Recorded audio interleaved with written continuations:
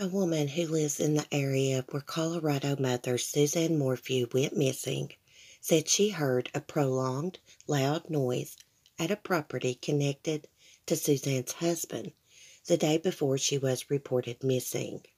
Suzanne Morphew of Maysville was reported missing on May 10th, Mother's Day. After her daughters could not reach her on the phone, they asked a neighbor to check on her. According to multiple reports, Suzanne is believed to have gone for a bike ride that morning, although it doesn't appear that any witnesses saw Suzanne on a bike ride. Authorities have released very little information about the investigation, though they are reportedly continuing to collect tips and leads. In the days and weeks following Suzanne's disappearance, investigators searched the area extensively and served a search warrant on the family's home in Maysville, forbidding any relatives from accessing the property during a multi-day search. Police have not named any suspects and said early in the investigation they could not rule out foul play. Suzanne Morphew is 49 years old.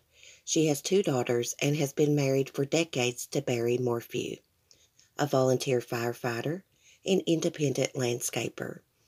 Barry was not in Maysville on the day Suzanne was discovered to be missing. He was reportedly at a construction job in Denver on Mother's Day weekend. In late May, investigators searched a residential property that had been one of Barry Morphew's job sites. After an extensive 3-day search, authorities announced they did not find any evidence connected to Suzanne's disappearance. Fox 31 News reports that a 5,000 square foot home is being constructed at the location of the search, and interviewed a woman who lives next to the construction site. The neighbor said she heard very unusual sounds in the middle of the night on May 9th, the day before Suzanne was reported missing. At the very first, I thought it was a truck or something maybe parked in my driveway or something, but no, it kept running and coming from the same direction over there. I had been hearing all of these noises for quite a while, Mary Branson told the news station. The interview suggests that Mary Branson also believes she may have heard a person. Mary Branson is quoted as saying, "I thought it sounded like one of them running, and I sat up in bed and said, 'Is it one of them? What's going on this time of night? That's ridiculous.' And I thought maybe they had orders to move something, so I laid there listening, and it kept going and going and going for about a half an hour." When Mistress Branson eventually decided to investigate the noise, she stopped hearing it. She's quoted as saying, "And I finally got up to check. As I opened the back door, it stopped. So I thought maybe they were just moving something or whatever. So I did not go outside and investigate."